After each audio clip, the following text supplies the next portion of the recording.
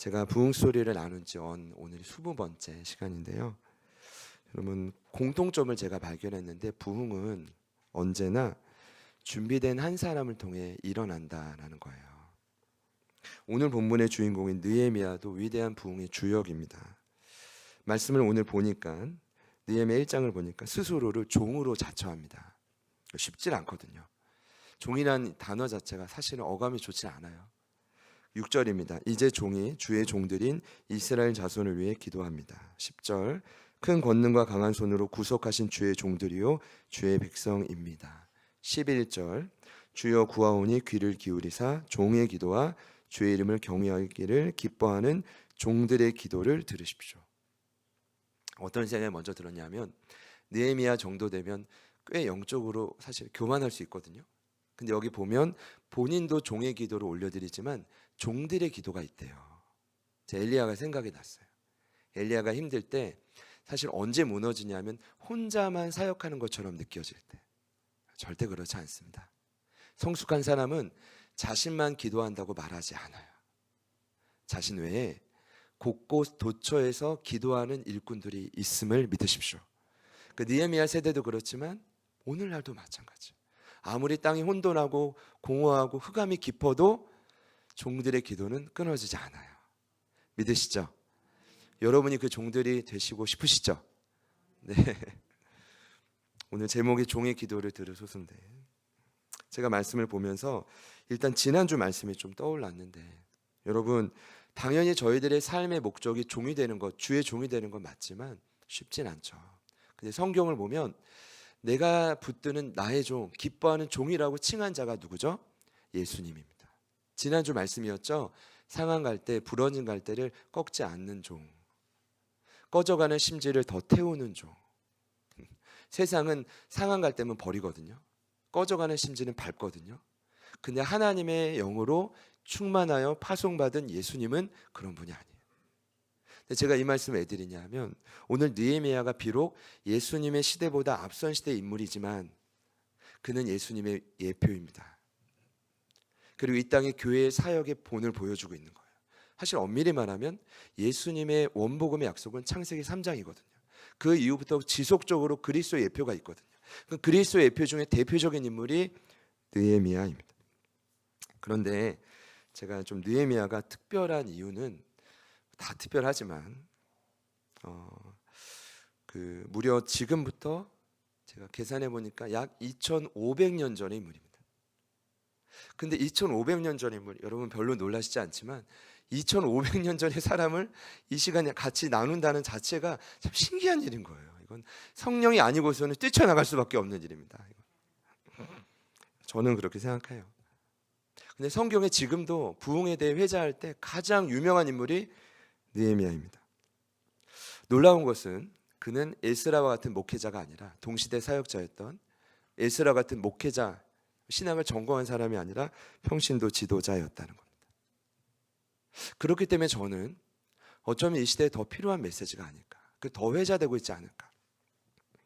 그럼에도 탁월한 실력과 영성을 겸비한 어떤 목회자보다 탁월한 실력을 겸비했던 지도자였습니다. 그를 통해 일어난 예루살렘의 성벽 재건은 너무 위대한 일이었지만 성경을 자세히 보면 위대한 만큼 외부의 공격과 내부의 모함과 시련이 너무 많았어요. 배신하는 사람들, 공격하는 사람들, 그리고 또 도움을 비치는 사람들.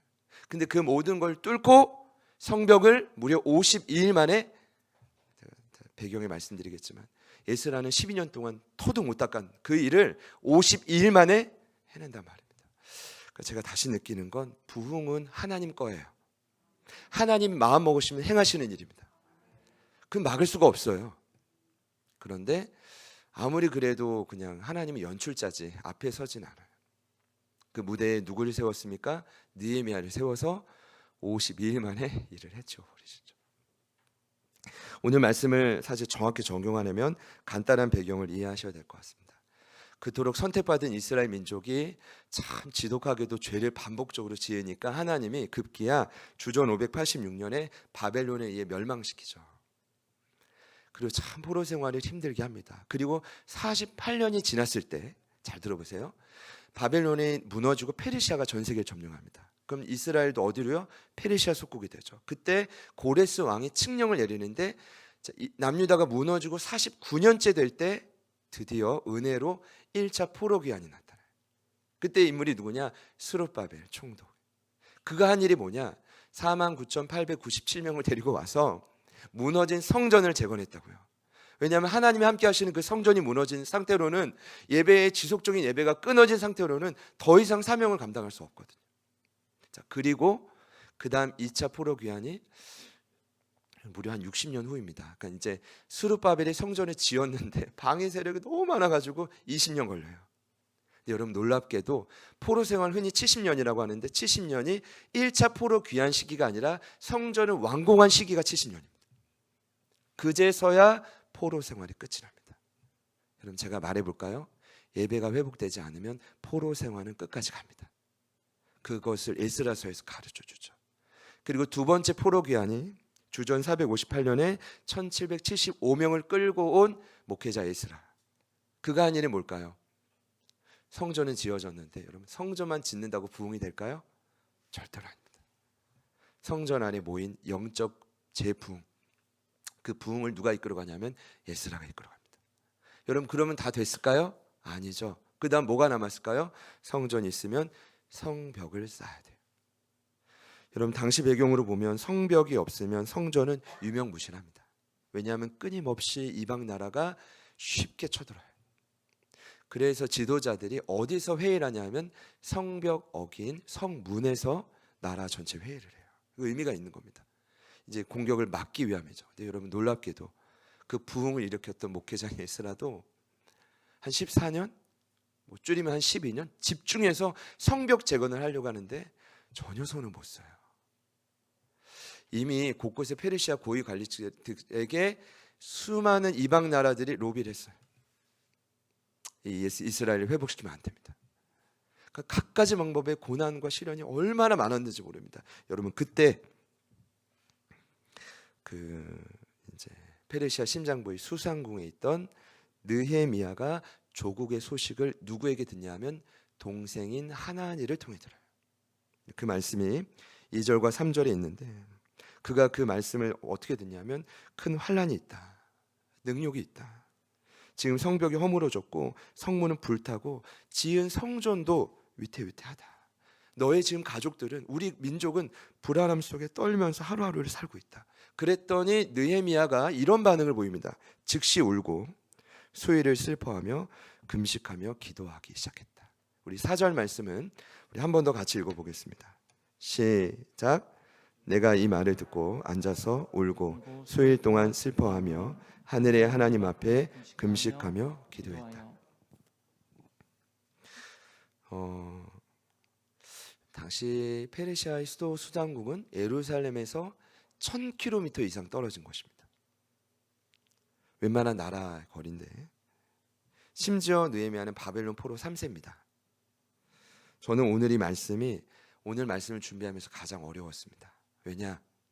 이 눈물이, 이 마음이 이해가 안 되면 1장의 기도는 유명무실합니다. 이런 기도가 안 나와요. 사실은 오늘 20번째 와서야 이 말씀을 나누는 이유는, 하게 하시는 이유는 하나님 계획이라고 좀 봐요.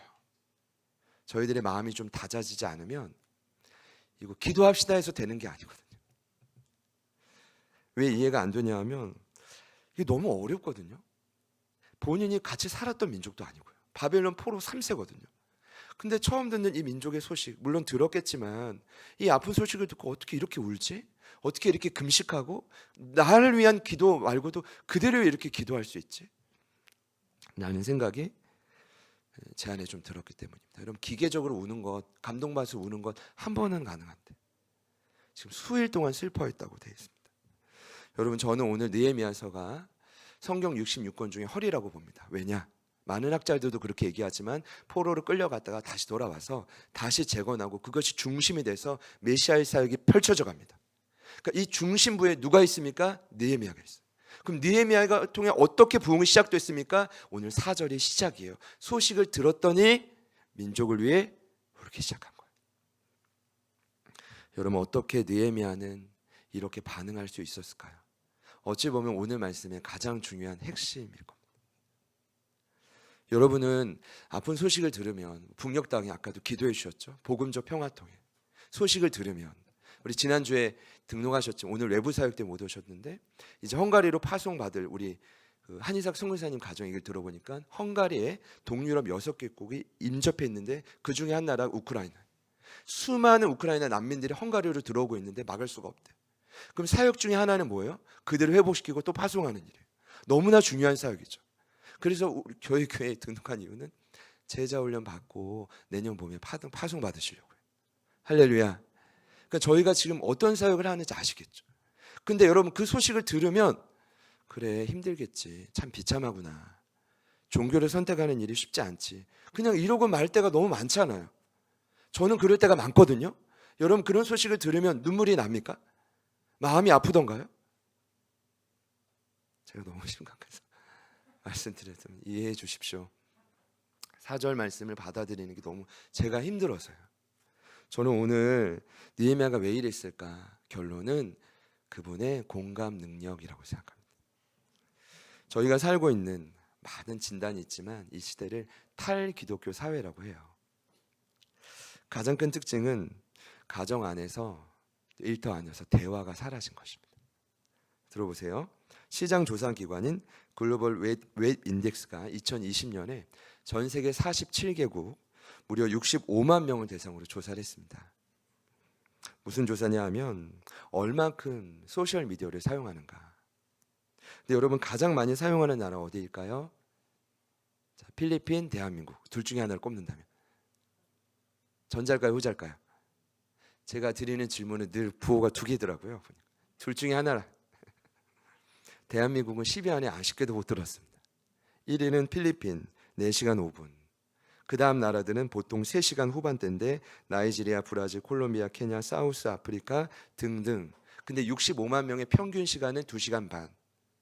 근데 여러분 이게 2년 전 자료인데 2년 전에 고등학교의 평균 시간, 고등학생 평균 시간 4시간.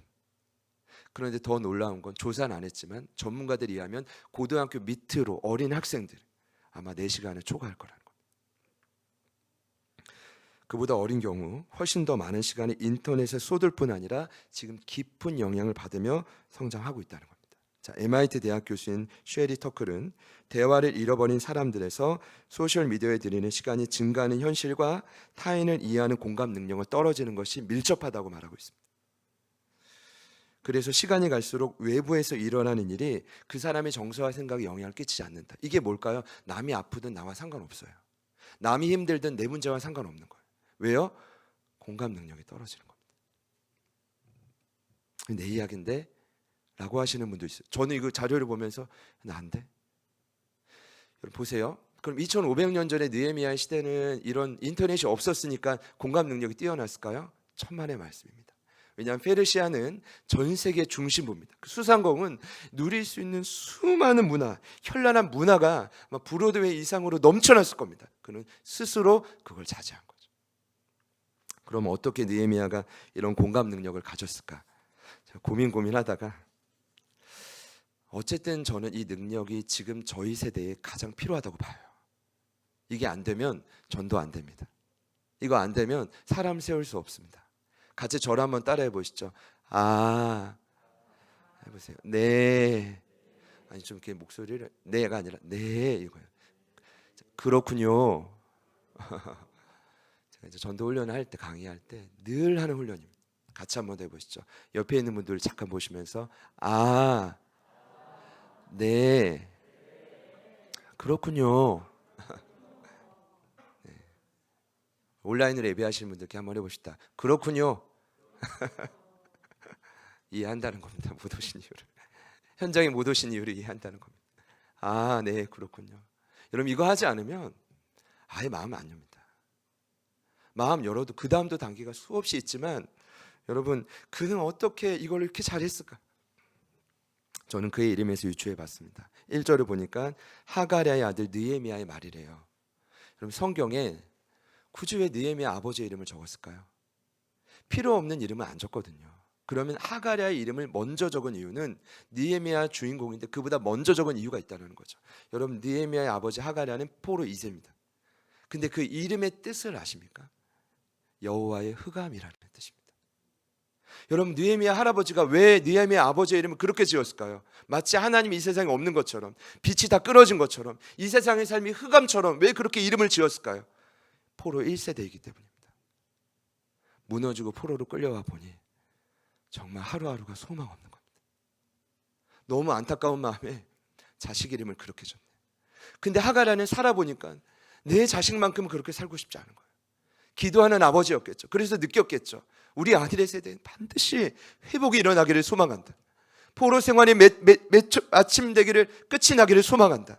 그래서 느헤미야 이름의 뜻은 여호와가 위로하신다라는 뜻입니다. 위로의 뜻을 3주 전에 나눴죠. 나함이라는 히브리어는 숨을 쉬게 하다는 뜻입니다. 아마도 느헤미야는 자기 이름이 불려질 때마다 고위관직에 올라갈 때 얼마나 면접을 많이 받겠습니까? 치열한 경쟁을 뚫었겠습니까? 그리고 자신의 이름이 소개되고 불려질 때마다 경험했을 겁니다. 여호와가 내 삶의 유일한 위로다. 주님이 아니시면 내 답답한 마음을 숨쉬게 해줄 분은 아무도 없다. 그분만이 나의 유일한 인생의 도움이시다. 할렐루야. 제가 유추한 건 그겁니다. 그 힘이 있었기 때문에 버티고 와서 오늘 그 반응이 일어난 거죠. 그러니 조국의 소식 앞에 눈물로 기도할 수 있지 않았을까요? 그는 그 힘으로 아마 최고의 관직에 올라갔을 겁니다. 오늘 1장에 나오지 않았지만 술 맡은 관원, 마치 느헤미야를 바텐더처럼 생각하면 안 되겠습니다. 좀 무시하는 게 아니라 단순히 술을 잘 따라주고 음미하고 음식을 잘 만드는 사람이 이 사람 직업이 아니라 당시의 왕은 최고의 왕이었기 때문에 암살 위험이 많았죠. 제가 이제 다시 살펴보니까 조선의 왕도 하루에 5끼를 먹었대요. 새벽에 죽을 시작해서 나머지는 다 수라상입니다. 모든 반찬들이 그냥 먹을 수 없죠. 암살 위험이 있으니까 누가 먹죠? 자신의 목숨을 믿고 맡긴 신하가 먼저 먹고 그 다음 음식을 먹는 거예요. 그러면 오늘 느헤미야의 역할은 뭐예요? 왕의 목숨을 책임지는 자예요. 그러니까 왕이 힘들 때 상담하는 자고요. 중요한 정책도 같이 나누는 자입니다. 그러니까 느헤미야는 술만 잘 따르고 맛을 구별해서 세워지는 사람이 아니라 학식, 위험하면 무해, 그리고 수많은 정세 다 파악해야 돼요. 그리고 정치적으로도 어느 것에 닿아 있지 않은 중립적인 상태여야 돼요. 저는 이 자리에서 굉장히 중립적으로 지키려고 노력합니다. 왜냐하면 이게 곳곳을 통해 공격이 들어올 수 있거든요. 그러니까 그냥 이쪽 파에 있는 사람을 가져오면 만약에 이쪽에 끈이 돼가지고 자신을 죽일 수 있거든요. 그러니까 그런 사람을 찾다 보니 마침 바벨론 포로 3세 느헤미야인데 학식도 좋고 뭔가 사람이 달라 보이고 거룩해 보이고 마음도 중립적이고 넓고 왕의 비서실장 격의 사람이 된 거죠. 여러분, 최근에 뉴스를 가장 이렇게 뜨겁게 다룬 뉴스가 미국의 그 하원 의장의 대만과 한국 방문이었습니다. 여러분 어떻게 생각하십니까? 저는요, 막 대만 가고 한국 오니까 막 중국이 막 뭘 발사한다, 공격한다. 그때마다 저는 저희 집사님들 사업장 때문에 걱정돼요. 우리 한순 집사님 솔라 데이터도 수출하고요. 우리 상민성전 주일의 컴퍼니스도 화장품 사출 그런 업을 하시는데 이 중국 소식만 그 한 줄 뉴스만 들려도 수많은 기업들이 왔다 갔다 한답니다. 제발 좀 안전하게 왔다가 돌아가게 해주십시오. 근데 왜 그렇게 그냥 세계가 들썩거리죠? 그분이 여인이지만 미국에서 보면 하원 의장은 서열 3위입니다. 그러니까 제가 느헤미야를 볼 때 아마 그 정도급, 그 이상의 인물이다. 근데 그분이 조국의 위기 앞에 자신이 바벨론 포로 3세로 이제까지 쌓아왔던 모든 것을 포기해요. 그리고 52일 동안 기적의 성벽 재건이 진행됩니다. 근데 그 성벽 재건을 시작한 것은 바로, 그 부흥의 시작은 바로 기도입니다. 저와 같이 한번 따라해 보시죠. 부흥의 시작은 기도입니다. 그 일산의 그 조이풀 처치를 담임하는 조지우 목사님이 이제 청년 세대가 많이 부흥하고 있는데 그렇게 말씀하시더라고요. 이게 죄송합니다. 예배학자들이 들으면 싫어할 수 있는데 다 교회 맞아요. 그러니까 있는 곳이 다 성전 맞아요. 그런데 의도적으로 교회 건물에 와서 기도하라고 한대요. 본인도 가정에서 기도하는 게 쉽지가 않은 거예요. 사업장 일터에서 기도하는 게 쉽지 않아서 성전 기도를 그렇게 강조한다고 합니다. 왜냐하면 어릴 적에 이제 본인도 이제 원래 이렇게 일을 하시다가 나중에 이제 트랜스퍼를 하셨는데, 이분도 그 성전에서 기도할 때 느꼈던 그 따뜻함, 비어진 자리였지만 거기서 만나주셨던 하나님의 추억들이 장성해 보니까 그게 힘이 되는 거예요. 그래서 결국 다시 교회로 찾아오는 거죠. 여러분, 성전의 기도가 더 뜨거워지기를 소망합니다. 요즘 새벽에 못 보시던 분들이 자꾸 오셔서 또 감사한데, 여러분 그때 외에도 늘 이곳이 기도의 불길로 타오르기를 소망합니다. 자, 그렇다면 그분이 어떻게 기도했을까요? 먼저 그분은 하늘의 하나님을 부릅니다. 5절 말씀을 제가 읽겠습니다. 이르되 하늘의 하나님 여호와 크고 두려우신 하나님이여, 주를 사랑하고 주의 계명을 지키는 자에게 언약을 지키시며 긍휼을 베푸시는 주여 간구하나이다. 제게 먼저 주신 첫 번째 감동은 하늘의 하나님입니다. 그럼 저도 기도할 때 하늘의 하나님 어느 순간 안 하더라고요. 바로 직격으로. 근데 저는 그렇게 생각했어요. 하나님과 제가 뭔가 또 친밀하다고 생각해서 바로 문제를 올려드렸는데, 사실 오늘 기도를 묵상하면서 좀 바꾸려고요. 하늘의 하나님을 먼저 부르려고요. 하늘의 하나님의 반대말은 뭘까요? 땅의 하나님입니다. 땅의 우상들입니다. 여러분, 왜 느헤미야가 굳이 하늘의 하나님, 크고 두려운 하나님 이렇게 말했을까요? 곰곰이 생각해 볼 때 좀 이런 생각이 들었습니다. 지금 저와 여러분이 살고 있는 시대를 가장 많이 진단하기를 포스트 모더니즘이라고 합니다. 아까 제가 말씀드렸나요? 성경책 아까 제가 들었던 순간 있었나요? 없었죠? 제가 죄송합니다. 이게 일부 때인지 아니면 다른 주중에 집회 때인지 자꾸 헷갈려가지고.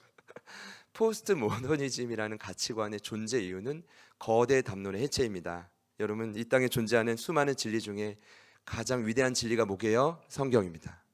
그럼 포스트 모더니즘, 후기 현대사회라고 말하는 그 모든 가치관이 지금 다 녹아져 있단 말이죠. 그것의 최종 목적은 뭘까요? 성경에 순종하지 말라는 겁니다. 그 후기 현대사회의 가장 큰 흐름을 이렇게 요즘엔 말하더라고요. 신성한 질서를 거부한다. 의도적으로 거부한다. 그들의 특징이 뭔지 아십니까? 이 특징이 저희 안에도 있겠지만 죄의식이 없어요. 아니, 아픈 일을 맞아도 내 죄가 아니래요. 당신 탓이라고. 죄의식이 없고, 두 번째는 이제 초월적인 하나님 인정하지 않아요. 그래서 마지막은 절대자를 거부하죠. 여러분, 요즘 같은 시대에 복음 현장에 나가서 사후세계를 인정하고 복음을 전하면 물매 맞습니다. 그걸 이제 여러분 잘 보세요. 고난이라고 생각하고 해도 되는데 조금 방식이 바뀌어져야 되는 거예요. 요즘에 죄를 인정하고, 자, 죄가 선생님 무엇이라고 생각하면 이 질문조차 그 사람의 마음을 닫게 만든다는 거예요. 왜요? 죄의식을 인정하지 않아요. 절대적인 도덕의식을 거부해요. 그런 세대가 이미 도출이 됐어요. 지금 우리가 살고 있는 시대가 됐다고요.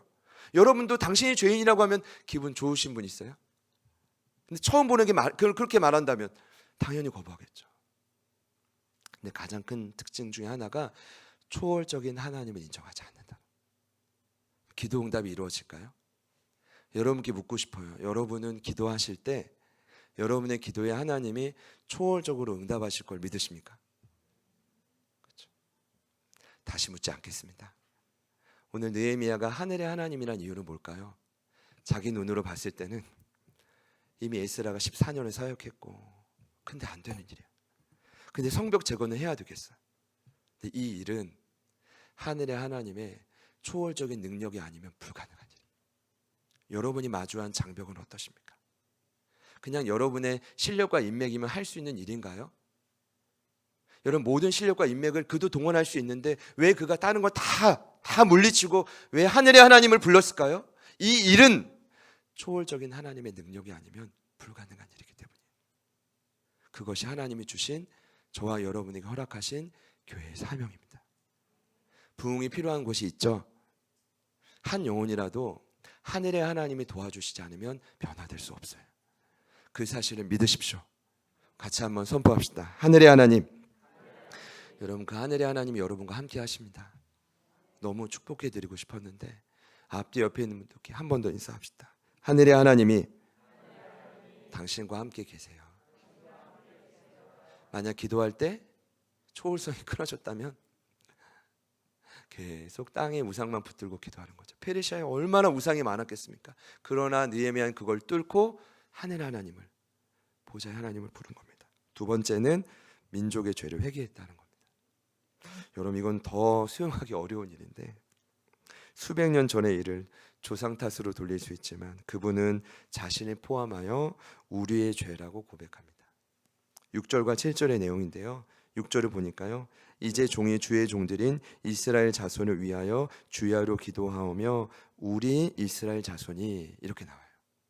그러니까 이스라엘 자손이 아니라, 저 나라가 아니라, 저 신학교가 아니라, 저 교회가 아니라 우리 이스라엘 자손이 주께 범죄한 죄들을 자백합니다.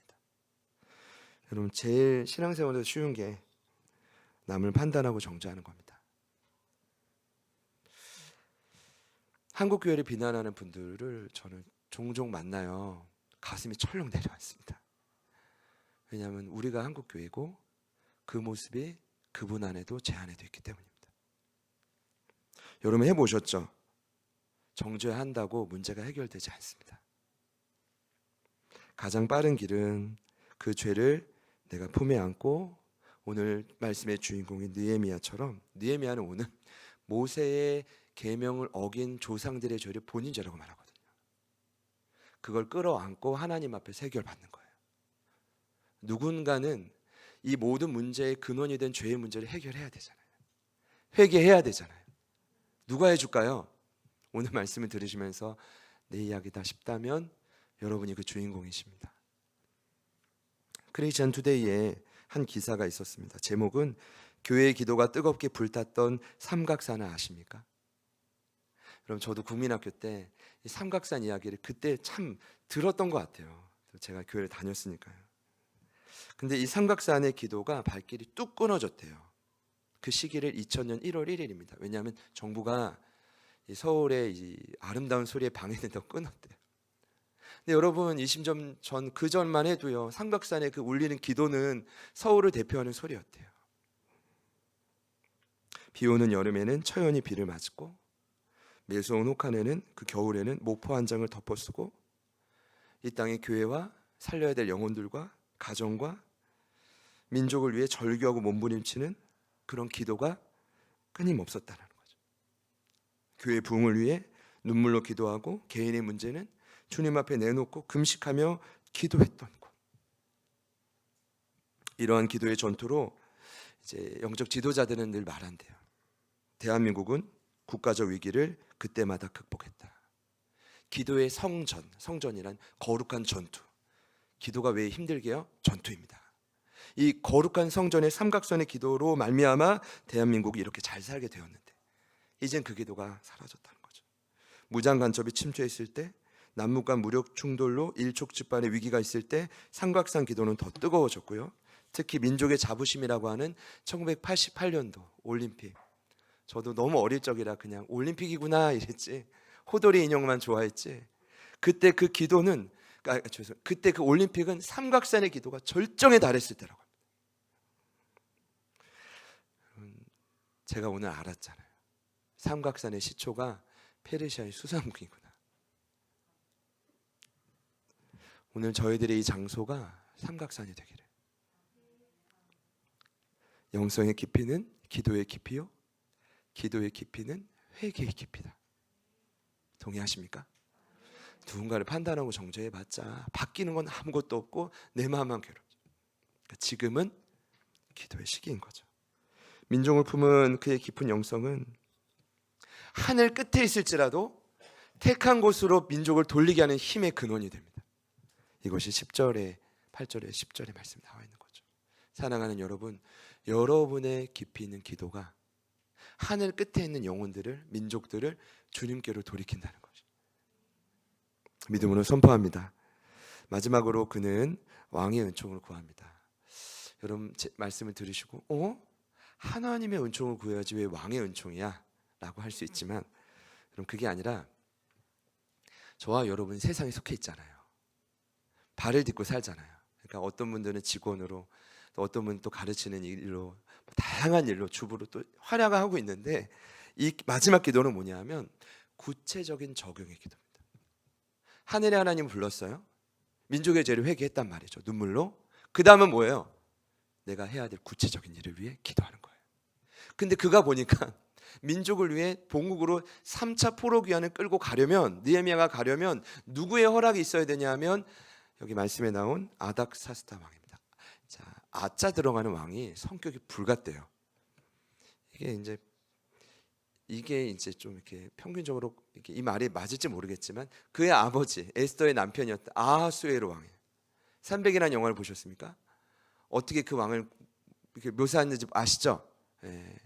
그러니까 그 아버지도 본인도 성미가 불같아가지고요. 마음에 조금만 하면 그 자리에서 처단했다고 합니다. 죽어 이랬대, 죽어. 그러니까 느헤미야도 그렇게 촉망 맞는 지도자였어도 왕의 눈밖에 나면 끝나는 겁니다. 근데 성벽을 재건하려면 그 지역 고위 관리직이 다 로비를 받았다고요. 그걸 해쳐가려면 누구의 도움이 필요해요? 왕의 도움이 필요해요. 이게 지혜입니다. 무조건 나가는 게 아니라 그러면 제가 왕에게 나아갈 때 이 말을 할 때 내 직분을 내려놓고 그 땅을 간다고 했을 때 어떤 왕이 좋아하겠습니까? 그때 왕의 마음에 은총을 베풀어 주십시오. 이 말은 뭘까요? 아닥사스다 왕의 마음을 만지사 나 느헤미야를 전폭적으로 지지해 주는 왕으로 하나님 그 왕의 마음을 생각을 바꿔 주십시오. 제가 11절을 원문에 가까운 표준 세번역을 보니까 이렇게 해석했더라고요. 주님, 종의 간구를 들어주십시오. 주의 이름을 진심으로 두려워하는 주의 종들의 간구에 귀를 기울여 주십시오. 이제 주의 종이 하는 모든 일을 형통하게 해 주시고 왕에게 자비를 입게 해 주십시오. 그때에 나는 왕에게 술잔을 받들어 올리는 일을 맡겠습니다. 그러니까 제가 딱 나아가기 전에 하나님 왕의 마음을 만져주셔서 그때 제가 나아가겠습니다. 그때 부탁을 하겠습니다. 여러분 잠언 21장 1절에 보면 이런 지혜자의 고백이 있습니다. 왕의 마음이 여호와의 손에 있음이 마치 봇물과 같아서 그가 임의로 인도하시느니라. 어떤 말일까요? 봇물 같다는 건 뭘까요? 지도자가, 여러분 제가 폄하하는 게 아닙니다. 지도자의 위치에 어떤 곳이든 올라가면 여러분이 상상할 수 없는 공격이 있다고 보시면 돼요. 그 페르시아의 왕이에요. 얼마나 많은 방해와 공격이 수없이 교차할까요? 근데 느헤미야는 아는 거예요. 그런 왕이라도 그 왕의 마음을 봇물과 같은 마음이라는 건 정말 봇물이라는 건 이리 갔다 저리 갔다 좀 잡을 수 없는 그 지도자의 마음을 누가 다스린대요? 왕이신 하나님. 왕 위에 누가 있어요? 여호와 하나님. 믿으십니까? 그러니까 저희가 지도자를 위해 기도해야 돼요. 대통령을 위해 기도해야 되고요. 어떤 나라를 위해 기도할 때 그 나라에 정말 바벨탑이 무너지려면 그 땅을 누르고 있는 악한 영, 사로잡힌 지도자를 위해 기도해야 된다고요. 기도하는 근거와 힘은 무엇입니까? 지도자들의 모든 권한을 누가 주고 있다고요? 여호와 하나님. 느헤미야가 그래서 나아간 거죠. 자신의 모든 걸 걸고 내가 이제까지 공부하고 노력하고 몸부림쳐서 여기까지 왔지만 구체적으로 보니까 지금 내 모든 형편이 조국을 살리는 이때를 위함이라는 걸 한 거죠. 가감 없이 자신의 모든 걸 다 아낌없이 드립니다. 느헤미야의 삶은 정말 부흥의 시작부터 끝을 완벽하게 보여주죠. 사랑하는 여러분, 부흥이 시작되기를 원하십니까? 한층 더 강화된 기도가 여러분의 마음에 있기를 축복합니다. 느헤미야 기도는 어떻게 무너진 조국을 70년이 지났단 말이죠. 아니 그 이상이 지난 그 조국을 어떻게 살리기 시작했는지 확인할 수 있습니다. 그들이 살아났단 말이에요. 52일 만에. 그럼 저희는 5일 만에도 살아날 수 있고 하나님이 원하신다면 단 하루 만에도 살아날 수 있음을 믿으십시오. 오늘 말씀 앞에서 반응하는 저와 여러분에게는 반드시 좀 주기적으로 가슴을 아프게 하는 영혼들의 소식이 있을 겁니다. 그리고 살려야만 되는 영혼들이 가족의 안에 있을 수 있고 근거리에 있을 수도 있을 거예요. 저희도 기도했지만 육체의 질병으로 소망 없이 참 살아가는 분들도 있을 수 있고요. 그리고 탄생부터 현재까지 참 한 번 빗볼 기회가 없는 기도해 주셨지만 북녘 땅의 민족, 우리 한민족 우크라이나 난민, 그 외에도 뭐 수없이 많은 영혼들. 여러분, 그거에 비하면, 제가 비교해서 참 죄송하지만 저희들이 대한민국에 태어나서 심지어 모태신앙이라면, 그 예수님을 만났다면 어찌나 우리는 이곳에서, 시원한 이곳에서 하나님 마음껏 찬양하고 예배하고 있지 않습니까? 왜 이 때를 주신 거죠? 왜 저희들에게 그러한 힘과 능력을 주신 거죠? 하나님이 느헤미야와 같이 저희들을 통해 하파하는 영혼들을 살리기 위함 아닙니까? 왜 돈을 벌어야 되죠? 왜 열심히 일을 해야 되죠? 왜 땀 흘려 기도하며 싸워야 되죠? 오늘도 그 일이 저와 여러분을 통해 일어나야 되기 때문입니다. 그래서 비참하고 소망 없는 인생을 가진 분들이 살아나는 걸 경험해야 됩니다. 이 시간 저희들이 가장 먼저 해야 될 일이 있다면 느헤미야와 같은 종의 기도를 올려드리는 겁니다. 들으소서가 제목이지만 하나님은 들으셨고 저와 여러분의 기도도 들으실 겁니다. 같이 한번 따라합시다. 하늘의 하나님, 우리의 죄를 용서하십시오. 제가 할 수 있는 최선을 드리겠습니다. 이제 말씀을 적용하십시오. 여러분의 삶의 자리에서 여러분이 지혜롭게 헌신해야 될 그 하나님의 요구는 무엇입니까? 저희가 거기에 반응한다면 저희 희망이 있습니다. 이 땅에 희망이 있습니다. 느헤미야를 좀 몇 주간 나누겠지만 우리 옆에 있는 분들께 우리 이렇게 한번 인사할까요? 제가 기도할게요. 네, 우리 같이 찬양하시겠습니다. 우리 한 번 더 인사합시다. 제가 기도하고 있으니 염려하지 마세요. 네. 온라인으로 예배하시는 분들께도 축복합시다. 다양한 이유로 현장에 못 오시는 분들이 많은데 이렇게 한번 축복합시다. 기도할게요. 힘내십시오. 네. 말씀을 기억하면서 같이 한번 찬양하겠습니다.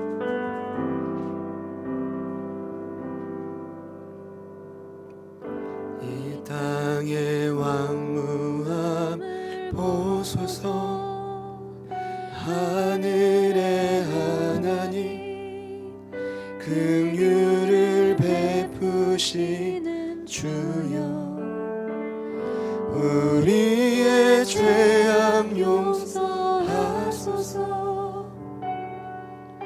이 땅 고쳐 주소서. 이제 우리 모두 하나 되어 이 땅에 무너진 기초를 다시 쌓을 때 우리의 우상들을 태우신 성령의 불 임하소서. 응의 불길 타오르게 하소서. 진리의 말씀 이 땅 새롭게 하소서. 은혜의 강물 흐르게 하소서.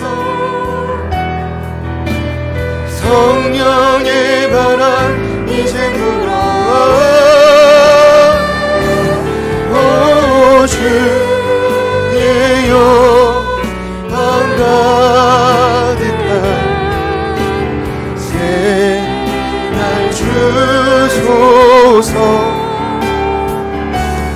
오 주님 나라 이 땅에 임하소. 풍의 불길 풍의 불길 타오르게 하소서. 진리의 말씀 이 땅 새롭게 하소서. 은혜의 강물 흐르게 하소서. 성령의 바람 이제 불어. 주의 영광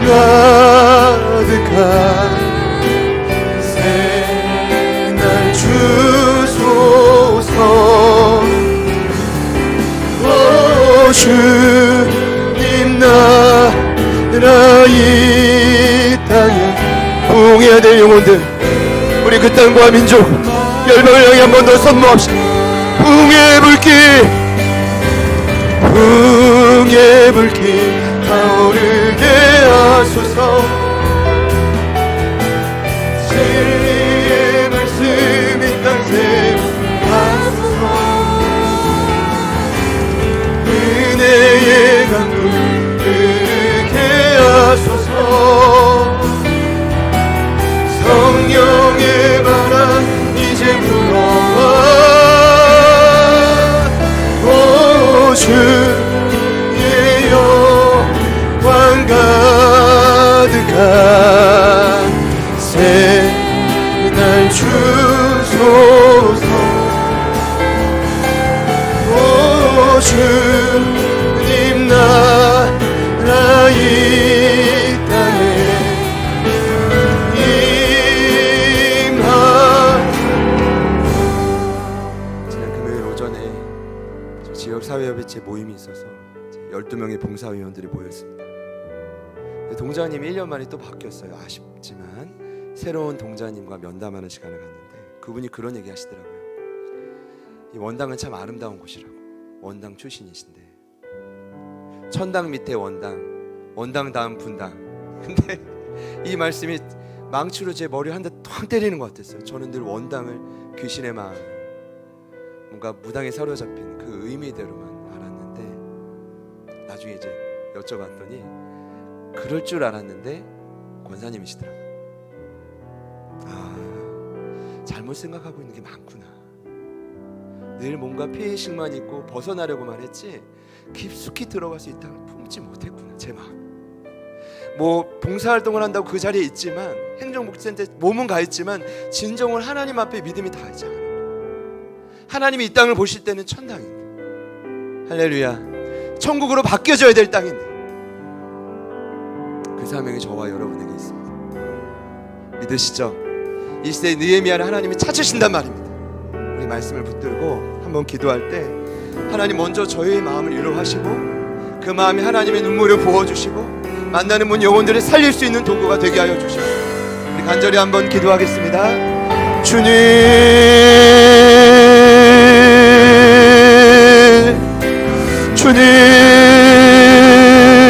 주님, 주여 도와주십시오. 저희들이 속한 이 땅을 위해 기도하는 하나님, 우리에게 소홀했던 모든 모습을 회개하는 하나님의 마음으로 간구하며 나아가는 것을 주님의 눈물과 사랑이 우리 안에 부어지기를 소망합니다. 먼저 우리 안에 있었던 답답한 마음, 하나님 끊임없이 무너져서 패배주의에 사로잡고 실망하고 넘어졌던 우리의 마음들이 다시 한번 깨어 일어나기를 소망합니다. 하나님, 우리를 통해 얼마든지 위대한 사역을 행하실 수 있습니다.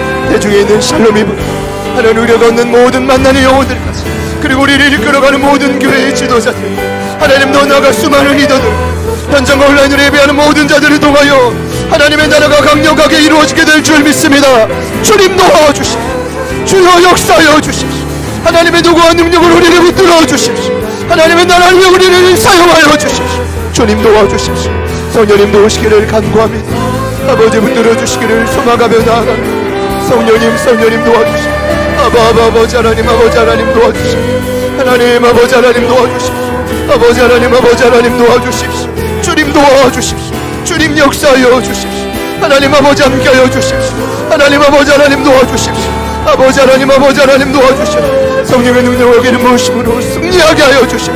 아버지 하나님 감사합니다. 아버지 하나님 간구합니다. 주여 도와주십시오. 하나님, 이 시대의 붐이 다시 한번 일어나기를 소망합니다. 우리가 그 붐에 마도를 타고 힘을 얻기를 소망합니다. 하나님, 그 붐의 세대 가운데 눈물의 기도가 우리의 세대 가운데 필요함을 깨닫게 하여 주십시오. 필요하다면 우리가 그와 같은 종이 되어서 종의 기도를 날마다 올려드리게 하여 주십시오.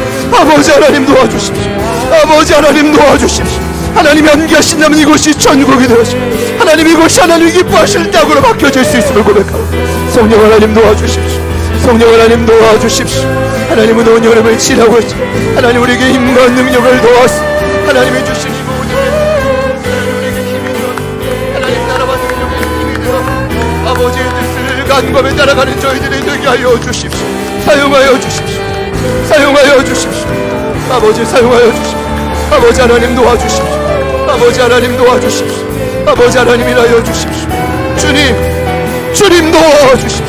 주님 도와주십시오. 하나님 묵령당과 온갖의 당, 하나님 온 열방과 모든 당을 높이는 하나님의 음료가 능력, 하나님을 흘러가게 하여 주십시오. 하나님 그 지혜와 능력이 흘러가게 하여 주십시오. 주여 도와주십시오. 주님 일하여 주십시오. 성령 하나님 도와주십시오. 하나님 뒤로 물러서지 마른 목욕이 하나님과 함께 승리하며 나아가고 전진하겠습니다. 성령님 도와주십시오. 흐르게 하소서. 성령의 바람 이제 불어와 오 주의 영광 가득한 새날 주소서.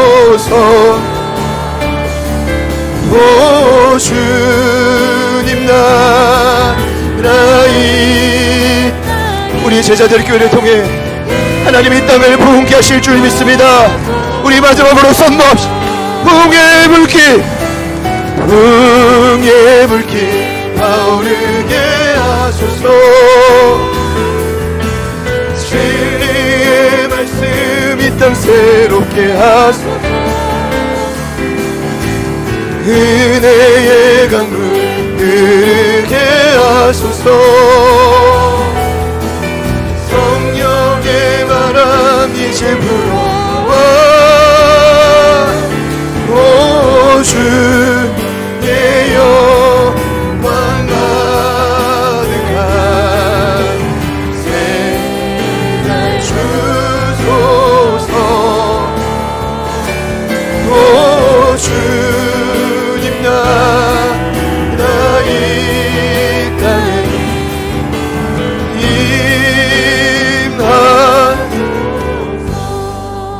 주저앉아버린 가족들이 있다며, 눈에 보이는 그 문제 앞에서 쓰러진 우리 영혼들이 있다며, 하늘의 하나님을 부르게 하여 주십시오. 초월적인 능력을 가진 절대자를 붙들게 하여 주십시오. 그분이 살아계시기에 오늘도 2500년이 지났지만 느헤미야와 동일한 응답이 우리 가운데 일어나게 될 줄 믿습니다. 각 가정마다 무너진 성벽을 재건케 하여 주시고 기도하는 자를 통해 모든 가정이 하나 되고 화합되게 하여 주시며, 더 나아가 주님 맡기신 그 사명을 위해 전진하는 저희 모두가 되게 하여 주십시오. 그 일을 위해 느헤미야와 같이 하나님의 위로가 우리의 마음에 닿기를 소망합니다. 하나님의 도우심이 실제가 되기를 소망합니다. 그것이 진정 경험되어서 그 힘이 에덴의 네 강이 흘러가 물건원이 된 것처럼 이곳을 통해 생수의 강이 원당뿐 아니라 온 열방을 향해 흘러가게 하여 주시옵소서. 하나님 열방을 살리는 도구가 우리가 되게 하여 주시옵소서. 우리가 모일 때마다 에덴이 되게 하시고 하나님이 주시는 기쁨을 만끽하는 천국을 누리게 하여 주시옵소서. 우리에게 이 힘과 능력과 시간을 주신 이유는 우리를 통해 죽어가는 이 땅을 살리기 위함임을 알고 있사오니, 하나님이 한 주도 우리가 충고하고 기도하는 한 영혼이 살아나게 하여 주십시오. 한 가정이 일어나게 하여 주십시오. 교회가 일어나고 민족이 변화되는 역사를 반드시 저희들을 통해 이루어 주시옵소서. 이제는 우리 구주 예수 그리스도의 은혜와 하나님 아버지의 변함없는 사랑하심과 성령님의 내주 충만 교통 위로하심의 역사가 느헤미야와 같이 종의 기도를 올려드리는 한 사람 되기를 소망하는, 간절히 구하는, 이 땅을 포기하지 않고 더 이상 패배주의에 마음이 뺏기지 않고 승리하신 주님과 함께 동행하며 전진하기를 결단하는 오늘 이 부예배에 참여하신 모든 하나님의 사람들 머리머리 위에, 그리고 태중의 귀한 생명인 우리 샬롬이 위에, 그리고 저희들을 통해 살아날 이 땅의 수많은 영혼들 삶의 지경 위에 지금부터 영원토록 함께 하시기를 간절히 축원하옵나이다. 아멘.